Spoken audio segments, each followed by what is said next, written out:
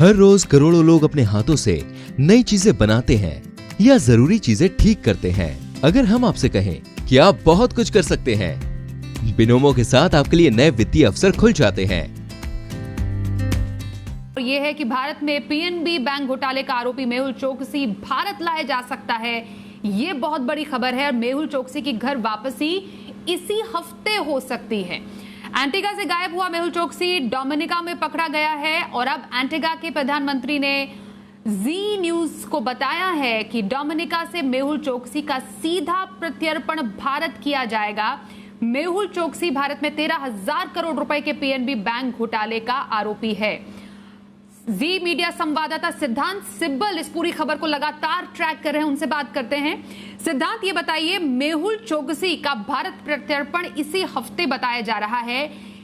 कितना आसान ये पूरी प्रक्रिया हो सकती है प्रत्यर्पण की? क्या कोई कानूनी पेच में तो नहीं फंसेगा? ये बताइए जरा।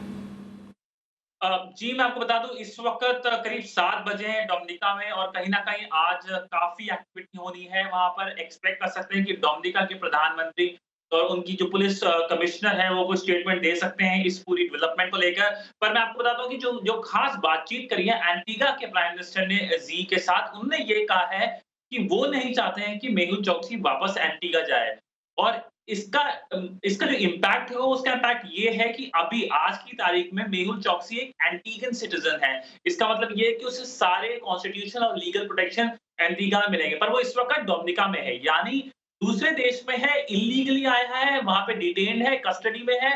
कल पूरा दिन क्वेश्चन आंसर सेशन चले, तो इसका मतलब ये है कि अब डायरेक्टली भारत और डोमिनिका आपस में डील कर सकते हैं। अभी इस वक्त कोई केस नहीं चल रहा है। 2 केसेस चल रहे हैं उसके खिलाफ इस वक्त एंटीगा में। एक उसकी नेशनल जो उसकी सिटीजनशिप है उसे रिवोक करने के लिए और दूसरा एक्सट्रेडिशन को करने के लिए जो भारत रिक्वेस्ट कर रहा है। अगर नॉर्मली ये प्रोसीजर चले तो करीब 10 साल लग जाएंगे अपील को आगे हायर कोर्ट में ले जाते जाते हैं। पर इस वक्त एक काफी एक पॉजिटिव सिचुएशन बन रही है और इस पॉजिटिव सिचुएशन में 3 सरकारें इन्वॉल्व है, भारत की, डोमिनिका की और एंटीगा की। और कहीं ना कहीं कॉपरेशन हो रहा है, एजेंसीज के बीच में कॉपरेशन हो रहा है, सरकारों के बीच में कॉपरेशन हो रहा है और फोकस ये है कि जल्द से जल्द मेहुल चोकसी भारत आए। कहीं ना कहीं फोकस यही है।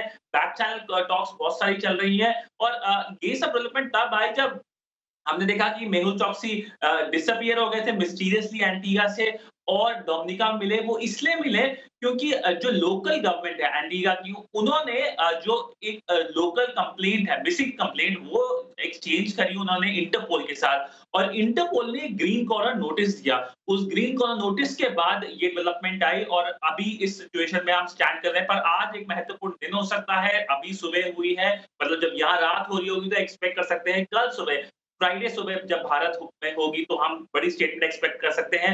उनके प्रधानमंत्री ने एक फ्रैंक स्टेटमेंट जी को दी कि 48 आवर्स क्रूशियल है। 48 आवर्स के अंदर एक प्राइवेट जेट आ सकता है भारत से और उसको रिपैट्रिएट कर सकता है। टेक्निकली पॉसिबल है अनलेस कोई लीगल चैलेंज ना आए उनके लॉयर से।